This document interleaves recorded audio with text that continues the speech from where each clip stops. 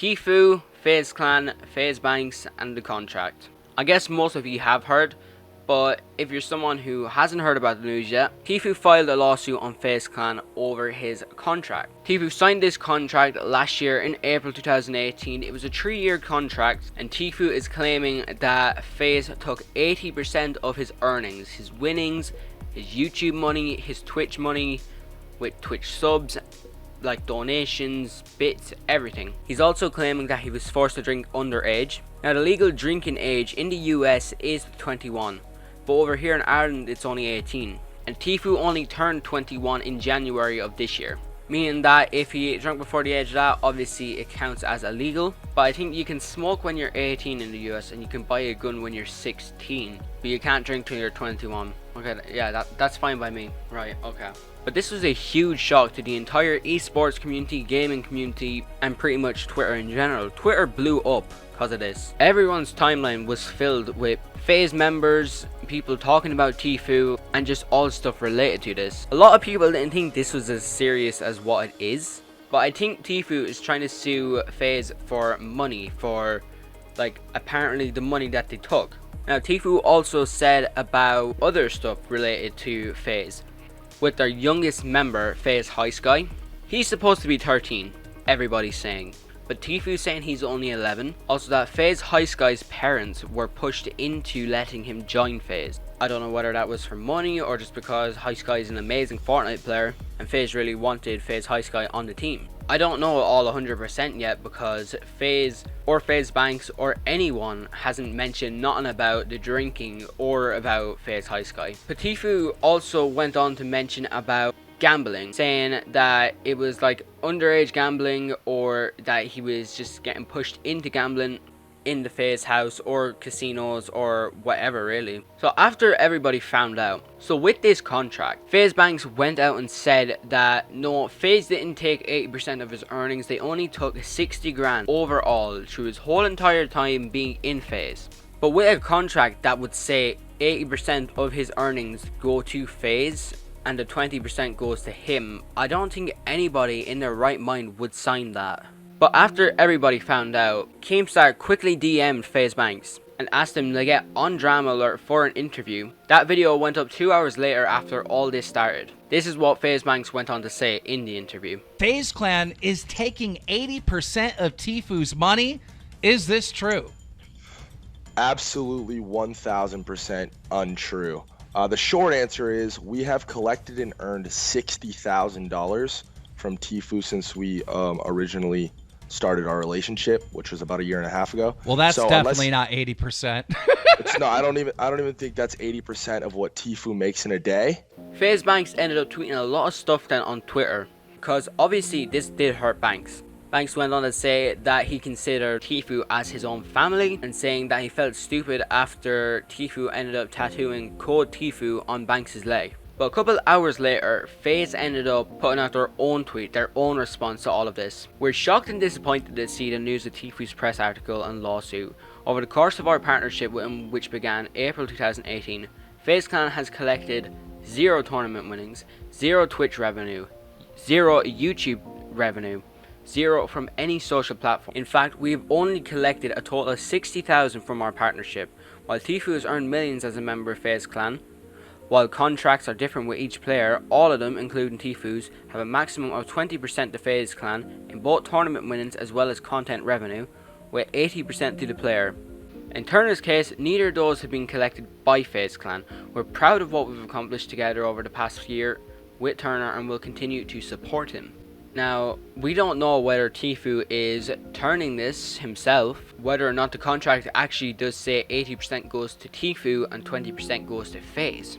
Now, these are the graphs right now from Social Blade, showing what Tfue's channel was like before April 2018. As soon as he signed for FaZe and ended up joining FaZe Clan, his views and subscribers skyrocketed. Now, Banks went on to dig up some dirt about Tfue really, and to expose the lies that Tfue ended up saying to The Hollywood Reporter in his interview. Banks then also tweeted a lot of other stuff, saying that it's clearly about money, which I tend to think it's about money as well, and so do a lot of other people. He's saying he's disappointed and just well, I guess wish this never happened. So with Tfue saying that he was pressured to drink underage, FaZe Banks found this video from the 30th of May in 2016 when Tfue ended up shotgunning 3 beers in 30 seconds. Now around then he would have been only 18 or 19 at the time. Even though he was in Mexico, he was still underage. Whether or not the legal drinking age in Mexico is 18 or not, it still is a bit sly that he ended up saying about being pressured to drink underage, in LA especially. Banks said to clarify the outline of Turner's contract, there is splits in prize money, in revenue and so on.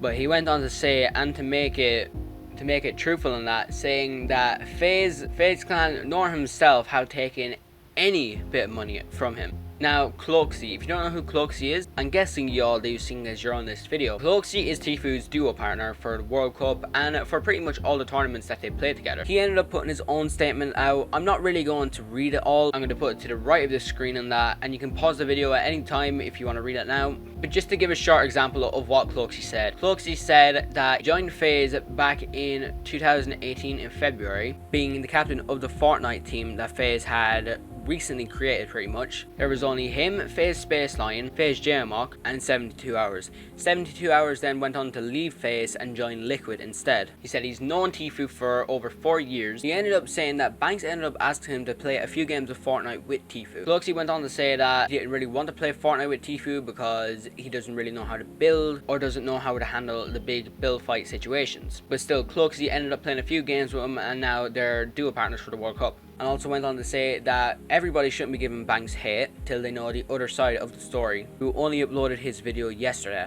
Tfue has left FaZe, a lot of reports are saying. Cloakzy is still in FaZe but says he's going to still be Tfue's duo partner for the remaining weeks of the World Cup. FaZe offered Tfue $1 million per year with 0 splits across the board. The only thing Tfue really had to do was represent FaZe Clan, so put FaZe in his name and all his social medias pretty much. He says this was never about money, never has and never will.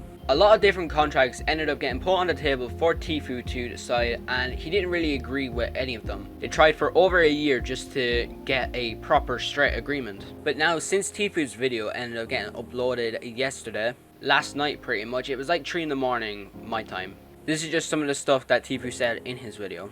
First, I want to say, all the stuff about the gambling, the stunts, the drinking, I told my lawyer I did not want that in there, and he will do exactly just that. He will take it out. So that is no worries.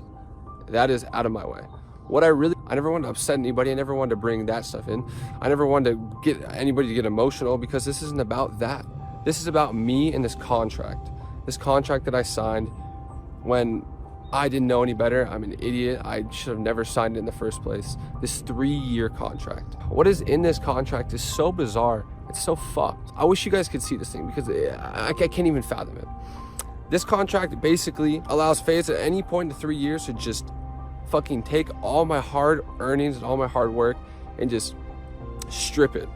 Over 49%, over 79%. What is in this contract is insane, and that's not even the worst parts. Is just serve justice to the esports community, the esports industry. These kids are getting ripped off. They're getting taken advantage of.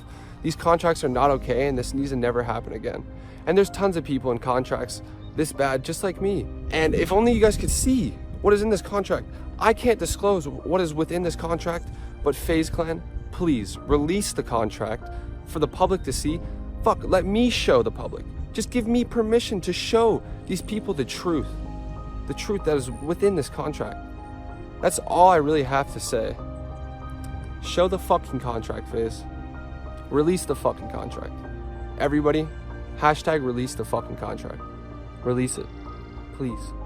He then goes on to say that he wants FaZe Banks, FaZe Clan, well, just all of them really, to release the contract out to the public so everybody can see it. So FaZe Banks tweeted on Twitter 7 hours ago saying that they are going to be releasing the contract. He got off the phone with the higher up the ladders, he says, and they're preparing it. So in Tfue's video, he obviously kind of apologized for the alcohol and the kind of like stunting claim. Banks said he's seen in Tfue's eyes that Tfue really didn't want it to go down this path and didn't want it to go this way. So then Banks says he wants to meet up with Tfue for the time that he's still in LA, which from his video, a lot of people are pointing out that it kind of looks like he's at the Clout House. And if that's the case, then this is all fake drama. But I don't think it'd go this far, to be honest. We know FaZe is a esports gaming clan, but it's truth to be known that anybody that does join FaZe does get clout. They get followers on Twitter, Instagram, YouTube, Twitter, whatever their platform is. Obviously they're going to gain a fuckload of followers. Obviously some people don't join for the clout. That's obviously with friends and family and stuff. But I don't think they'd be faking this just for clout, pretty much. The contract is going to be released either later on today or tomorrow, Friday. And everybody's looking forward to that, because they want to see who's in the right and who's in the wrong. Now, I don't really know now if this has really helped you at all with this video, but it's pretty much explained everything that has gone on. Obviously I've missed a few bits here and there and that, but because there's so much to cover on this whole entire story, I couldn't get it all down. Even if I wrote it down on my notepad, it still wouldn't have helped. But this is all the main stuff so far, about Tfue, about FaZe Banks, about the contract. Now we don't know what the future holds for Tfue. Obviously he's still going to be popular, obviously he's going to get more views and subscribers and just followers and everything. But I don't get why, if he wanted to leave contract, why he just didn't go to FaZe Clan and just talk to them. It's like themselves. I mean, obviously with contracts you want to look at them and that, and you want to see what's on it first before you even sign it. Now I probably will make another video about the contract when that's out, to make a full into detail of the contract. But that's all the big details about this big situation with Tfue, FaZe Clan and the contract. But anyway, thank you for watching this video, and I will see you in the next one.